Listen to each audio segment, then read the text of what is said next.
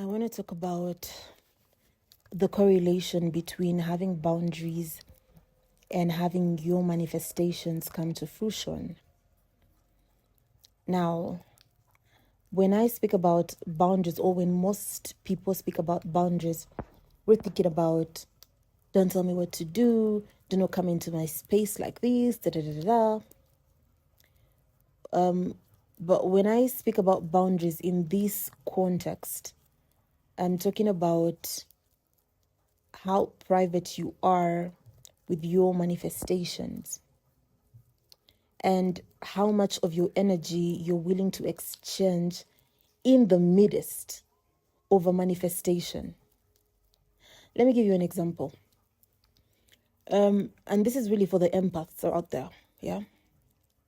You could be in a space where you've been, your manifestations are coming to fruition, like you can see. And obviously, when your manifestations are about to completely come to fruition, you will see signs along the way. For example, you might feel more grateful. You might get messages from people who are maybe sending you money. Your business might start working better and all that stuff. And this is one thing that I've noticed about just human beings. When things are going really well, people tend to just, I want to use this loosely, but they tend to believe that the manifestations have already come, like everything has already happened. And you see, I know that's a very good mindset to have, but this is the challenge when it comes to exchanging energy with people, because you think, oh, everything's going on well in my life. And you sort of abandon the traits that have kept you on this journey.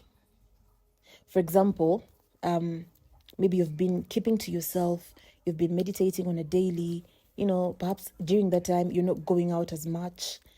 You're not very receptive to other people's energy, especially those who are trying to trauma dump, because again, as an empath, you attract so many of such people. So during this time, maybe things are starting to work out for you, and all of a sudden you start holding a lot of emotional space for trauma dumpers, for people who have other problems that they're bringing into your life. And so this dysregulates your nervous system and pulls you away from your routine. If you're very observant, you will quickly call back your energy. You will go back into your meditation. Other people don't really realize what's happening. And all of a sudden, it's crickets. It's crickets. So I know when we speak about boundaries, most people expect me to say, don't tell people your manifestations. These are things that people know. Like everyone knows that. If you don't know that by now, then you're just really trying to seek approval. Yeah. Because what approval looks like is, obviously, let me say you're trying to manifest a job, and then you make it your business to go tell every single person, yeah, I'm manifesting a job. Things have been going so well for me, so I know the job's going to happen. And let's also take into consideration projection, because people project. You could tell someone something, and in their past experience with you, you've not really followed through on things. You've not yet healed certain parts of yourself. And so when you tell them about what you're attracting, they might say, oh, well, she's lazy. I don't think she'll get it. That is evil eye. And you see, the thing about it is that you have consented to it. You have let someone into your auric field, into your manifestation space. So what do you expect? Yeah? So when I say you need to have boundaries when manifesting, what I'm trying to say is be selfish with your energy. Be very selfish with your energy. The only way that you can start to share it is when you feel like you have an overflow. Okay? Because honestly, for example, let me say it's a new moon. New moons are times when, you know, you're starting something new, you're manifesting, you know, you're planting new seeds.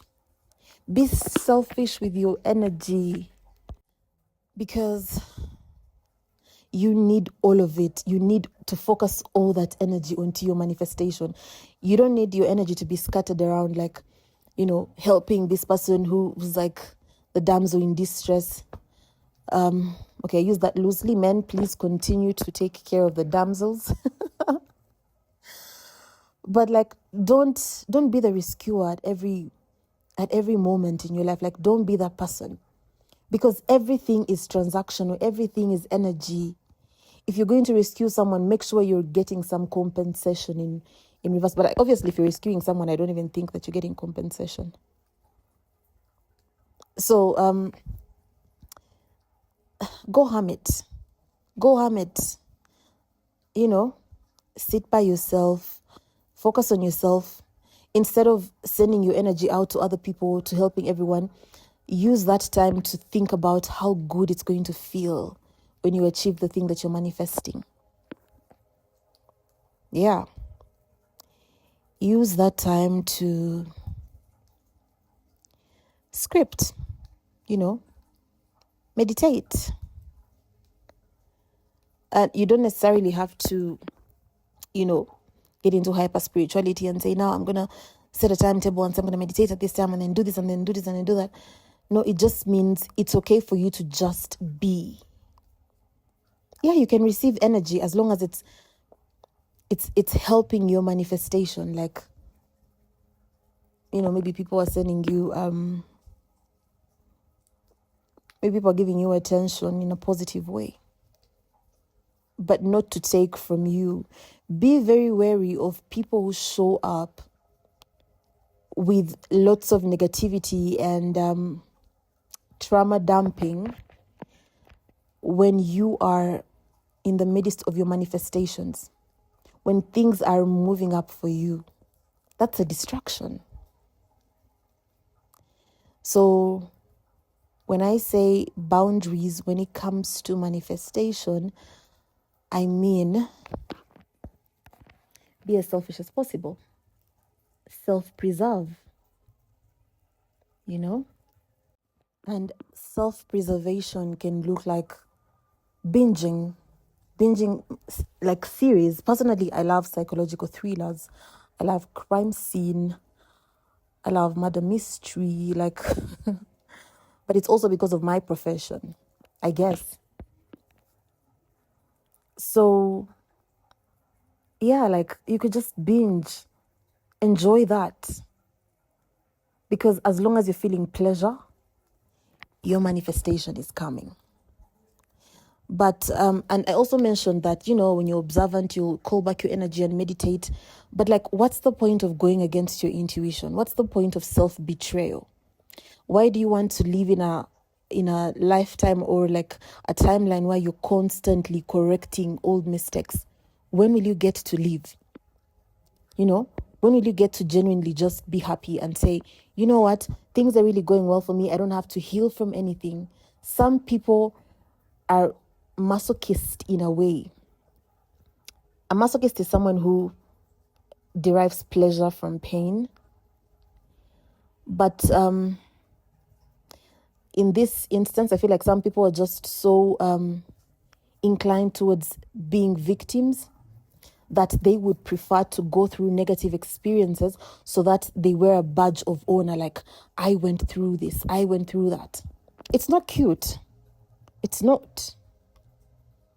So why betray yourself? Why give out your energy when your intuition is clearly telling you, you know what, you're very peaceful where you are?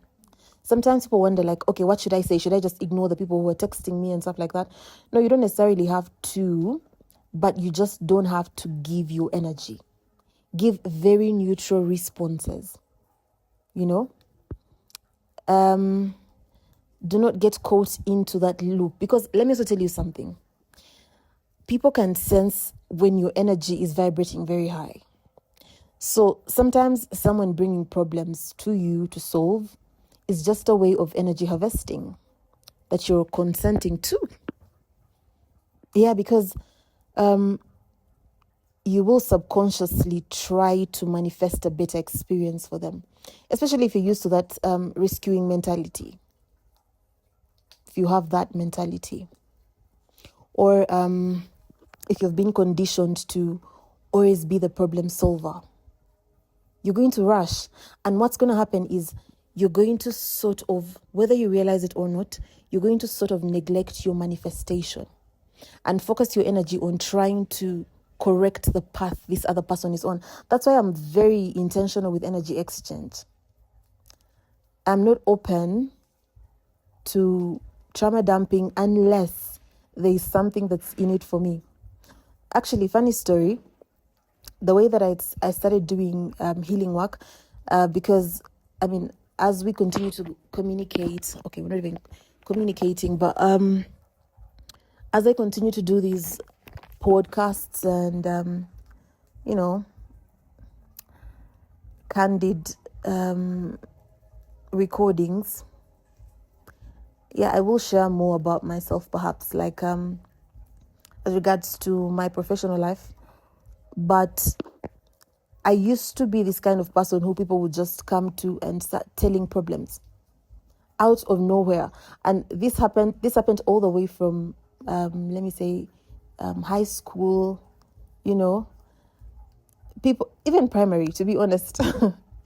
But it got to a point where I realized, hey, I could actually start charging for this. And the beauty was that I was also spiritually gifted, so it came at the right time. The calling came at the right time. And I decided, I think I could actually help people, but not at my expense, because I'm a very sensitive person. And so boundaries are my shield. They are my armor. So, you can be in a space where you're just an emotional sponge. You're taking on everyone's problems, and everyone who speaks to you is going to tell you, oh my goodness, I feel so good after talking to you. I feel so great. I feel so great. But there's actually an energy transfer that's happening, So you have to be intentional about that. Make sure that you're not giving out your energy for free. And if you can, just don't give it out at all. Okay? Especially during peak seasons. And peak seasons are manifestation times. And I also have to say this because I talked about energy harvesting. As long as we're talking about not giving your energy to, interpersonal relations that you have, it's also very important that you are not giving your energy to those global events that are happening. You'll go online, you will see negative news. Let me tell you, at this point, I feel like I'm bordering on conspiracies. Actually, I'm not bordering on it. I am far beyond the border. I am deep into the territories of conspiracy, but I don't want to radicalize you guys as well. But I do believe that most of these events are doctored. And so lately, when I see something negative that's on the news, I don't give it my energy. And someone could be like, oh, you don't have empathy. No, I'm the most empathetic person that I know. But I'm also selective about where I'm sending my energy. And it's definitely not to these doctored events. Even football sometimes has that. Allow me to share just a small conspiracy. When Arsenal won and then everyone was so excited and the streets were red. Okay, everyone besides us, the Man U fans, and I guess other people who oh God. Anyway, and also me saying I'm a Man U fan does not take away from the fact that I'm very intentional about where I give my energy. Actually, let me not talk about Arsenal. Let me talk about United. There's a time when United was very big, and they had so many fans, and they still do. But then a shift happened, and all of a sudden, this glorious team started losing consistently. And honestly, I think that's when I kind of tapped out of being a fanatic, because it used to take a lot of energy from me. Every single time you watch a game, you leave it sad. Like I told you guys, I'm very sensitive. I would literally cry tears.